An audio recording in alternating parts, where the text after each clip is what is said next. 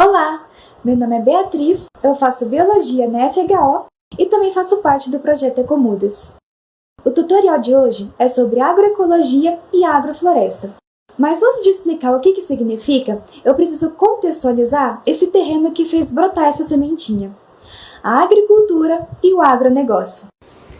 A agricultura é um conjunto de técnicas que artificializa o ecossistema natural, visando articular o trabalho humano com o trabalho da natureza, reproduzindo plantas e domesticando os animais para obter o nosso alimento. Essa artificialização cresceu muito a partir da segunda metade do século XX, onde as tecnologias distanciaram o equilíbrio natural ao adotar 6 práticas básicas conhecidas atualmente: as monoculturas, o arado intensivo dos solos, o uso de fertilizantes sintéticos, o controle químico de pragas e doenças, a irrigação e a manipulação da genética das plantas e dos animais. Estes aprimoramentos trouxeram uma grande desconexão entre o meio ambiente e o consumidor. O meio ambiente tem o seu próprio tempo para agir, mas esse tempo não é compatível com o ritmo de produção. Assim, o alimento se torna cada vez mais plástico e o consumidor só vê o produto final. Nas décadas de 60 e 70, surgiu o programa Revolução Verde, que tinha como propósito aumentar a produção agrícola através da utilização de agrotóxicos, máquinas, pesquisa e manipulação genética de sementes. A Revolução Verde tinha um discurso ideológico de aumentar a produção de alimentos para acabar com a fome no mundo, e, de fato, houve um aumento na produção de alimentos. Porém, a fome no mundo não foi solucionada. Esse processo de modernização no campo alterou a estrutura agrária. Os pequenos produtores que não conseguiram se adaptar às novas técnicas de produção não atingiram a produtividade suficiente para se manter na atividade. E, consequentemente, muitos se endividaram por causa de empréstimos bancários solicitados para a mecanização das atividades agrícolas. Assim, a única forma para o pagamento das dívidas foi a venda de propriedade para outros produtores. O agronegócio é o modelo de gestão da agricultura moderna pós-Revolução Verde, assumindo o papel de destaque e conectando o campo com os setores necessários para sua mecanização, modernização e aumento de produtividade. É um ciclo vicioso onde se tem que produzir mais e mais rápido, levando a um uso cada vez maior de insumos para acelerar o relógio da natureza. E isso nos leva ao agronegócio. O agronegócio é a junção de inúmeras atividades que envolvem todas as relações da cadeia produtiva da criação animal e cultivo na terra com propósitos econômicos.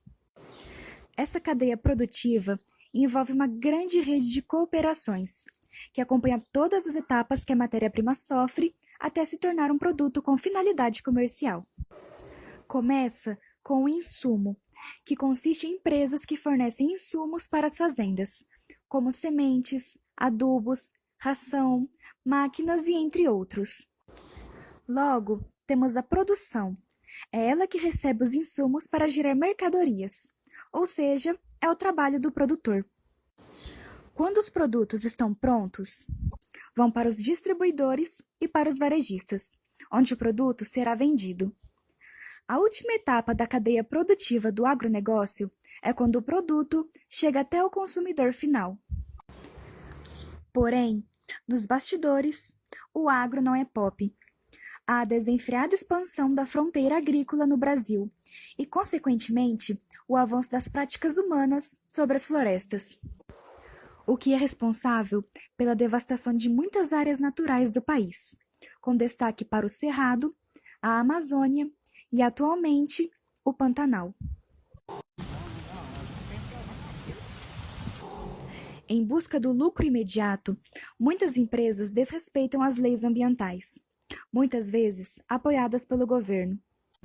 A superexploração do território causa impactos como a contaminação do solo, ar e água, causados pelo uso de agrotóxicos, fertilizantes e antibióticos.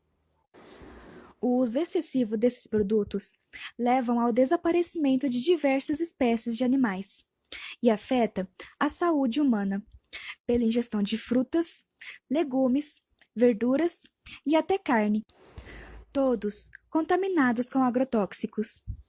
Sendo assim, foi a partir da crítica a esse sistema e da busca por uma agricultura integrada com o meio ambiente que surge, a partir de 1970, a agroecologia.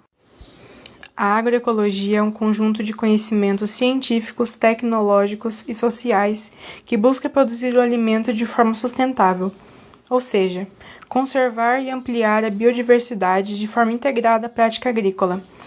Além disso, é uma bandeira de luta social que se preocupa com a resiliência da terra e com os povos que nela habitam.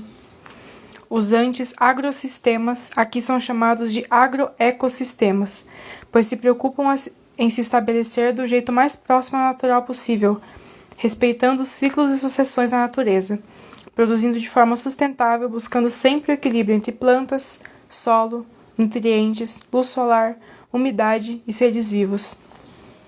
O solo, por exemplo, aqui é reconhecido como uma entidade viva, onde suas características e organismos são o berço de todo o sistema.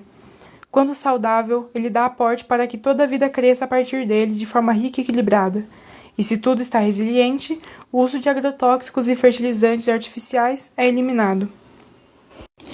Agora, entrando na segunda parte do nosso material, vamos falar sobre agroflorestas. Um ponto importante de ser esclarecido é a diferença entre SAF e SAFA. SAF, ou Sistema Agroflorestal, é uma primeira tentativa de mudar esse sistema do agronegócio, porém ainda se corre o risco de reproduzir uma relação pobre entre os organismos, ainda visando o produto final. Já o SAFA, ou Sistema Agroflorestal Agroecológico, se baseia inteiramente nos princípios da agroecologia, respeitando o solo, as pessoas e os ciclos. Esse é o foco do nosso material. A chamada agrofloresta é a reunião de práticas de base agroecológica que resultam no alimento. É a agricultura de processos que respeita os ciclos e sucessões além do produto final, considerando todas as características e impactos que esse sistema pode causar. Com o mais caro sistema de monocultura, é possível atingir ao máximo 15 toneladas de soja, milho e feijão em 1 hectare por ano, onde além de água, vão toneladas de adubos químicos e agrotóxicos. E se não utilizarmos altas tecnologias, essa média de produção desce para de 2 a 5 toneladas. Já uma agrofloresta de baixo custo pode produzir até 80 toneladas de alimentos por hectare anualmente. Esse sistema tem maior produtividade, maior qualidade de alimentos e ainda melhora o solo. Curiosidade: 2 grandes símbolos da agrofloresta são a galinha e a bananeira. Você sabe por quê? Esses 2 elementos prestam um importante papel na agrofloresta. A galinha não deixa espécies invasoras crescerem e, ao ciscar, revira o solo. A bananeira, por sua vez, gera uma grande quantidade de biomassa rica em potássio e água, o que dispensa o sistema de irrigação. Várias partes da planta são alimentícias e suas folhas podem ser usadas tanto para artesanato quanto para adubo. Os povos tradicionais da Amazônia possuem vasto conhecimento sobre o manejo dos safas e desenvolveram técnicas produtivas que garantem o equilíbrio ecológico dos elementos naturais. A técnica de coivara, por exemplo, é bastante dominada por povos tradicionais. O ser humano intervém, criando uma clareira a partir do corte e queima daquele local. O fogo reduz a acidez e as cinzas geradas dão nutrientes ao solo. O plantio então ocorre e respeita o processo natural de sucessão ecológica, onde as primeiras plantas descompactam o solo, atuando como uma placenta para a vinda de plantas pioneiras, que dão apoio para as secundárias e posteriormente à formação da floresta secundária, ou mata de capoeira, termo do tupi que significa mato do passado. Após alguns anos de cultivo dessa área, ela é abandonada e descansa. Essa ação é imprescindível para que o solo da floresta recupere as funções perdidas durante o cultivo. Além do respeito pela terra, uma das coisas mais importantes é o afeto. Todo esse processo é feito em comunidade. Esse saber é passado de geração em geração e todo esse conhecimento não pode ser aprendido dentro de uma sala de aula. Há também outros tipos de agrofloresta, como por exemplo o sistema silvipastoriz, que combinam cultivos agrícolas e florestais para a criação de animais ao mesmo tempo. As aleias consistem no plantio de linhas de árvores em faixas, em um espaçamento que permita o cultivo de culturas anuais. Seus objetivos são melhorar a fertilidade do solo com a poda das árvores que servem de adubo e quebrar o vento, pois este rouba a umidade do solo e das plantas. Há também os quintais agroflorestais, usados para a agricultura familiar, que podem ter plantas para alimentação, ervas usadas como temperos, plantas medicinais, espécies tardias como frutíferas, palmito e lenha, além de plantas ornamentais e outras que geram sombra. Como dito anteriormente, a agroecologia dá nome aos conhecimentos de povos tradicionais, os indígenas, os quilombolas, os sem-terra. A ciência de base agroecológica é acolhedora a todas as outras formas de saber, resgatando esses conhecimentos desprezados pela agricultura moderna e utiliza o que há de mais avançado em termos de ciência e tecnologia para criar agroecossistemas sustentáveis. O Brasil apresenta uma das maiores taxas de biodiversidade do mundo inteiro e culturalmente isso não é diferente. Existem no país mais de 500 áreas demarcadas pelo Estado como território indígena, onde habitam mais de 200 sociedades diferentes, e todas elas evoluíram e se adaptaram aos nossos ecossistemas, desenvolvendo técnicas únicas para cada local. Porém, diariamente esses povos tradicionais têm de lutar pelo seu direito de existir e ocupar o território que ocupam. Quando o governo precariza a demarcação de terras indígenas e quilombolas, todo esse conhecimento ancestral é ameaçado. Quando a terra é negada para esses povos, a natureza, os animais, as plantas também são negadas. A terra do agronegócio é ocupada apenas por máquinas. Afinal, os territórios indígenas são produtores de natureza, os territórios do agronegócio, do lucro. Você deve estar se perguntando: como faço para ajudar nessa luta? Não é algo simples quebrar com todo esse sistema, mas elencamos aqui algumas ações que fazem a diferença. Primeiro, voto consciente. Nosso maior dever e nosso maior poder como cidadãos é escolher nossos representantes. Então, em tempos de eleições, escolha aqueles candidatos que te representam, que se comprometem a lutar pela natureza e pelos povos que nela habitam. Segundo, valorização do conhecimento. Valorize os diferentes conhecimentos que te cercam. Você aprende muito em sua faculdade, mas você também aprende muito conversando com a sua avó enquanto ela cuida do seu jardim. O conhecimento é algo multifacetado e suas diferentes formas devem ser valorizadas. Terceiro, escolha pequenos produtores. O agronegócio transforma o nosso alimento em um produto, impessoal e distante, onde quem lucra são as grandes empresas. Neste contexto, a agricultura familiar, as hortas comunitárias e os pequenos produtores que produzem seu próprio alimento são atos revolucionários.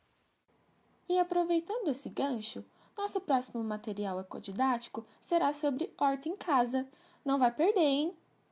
Por último, uma reflexão. Você que quer salvar a natureza, lembre-se, você também faz parte dela. Respeite o tempo da mudinha crescendo, mas também respeite seu próprio crescimento. Respeite seus dias nublados, seus dias radiantes, seus sonhos, desejos e objetivos. Respeite as pessoas ao seu redor. Afinal, a agroecologia também é afeto, também é comunhão de pessoas diferentes que se unem em um só propósito: nos reaproximarmos da natureza, uma relação que nunca deveria ter sido cortada. Salve a si mesmo para depois salvar o mundo. Veja nossos outros tutoriais já publicados e acompanhe nossas redes sociais para não perder os que ainda estão por vir. Para quem quiser estudar mais sobre o assunto, segue aqui algumas recomendações de leituras. Ecomudas. Levar a sério não é levar a chato.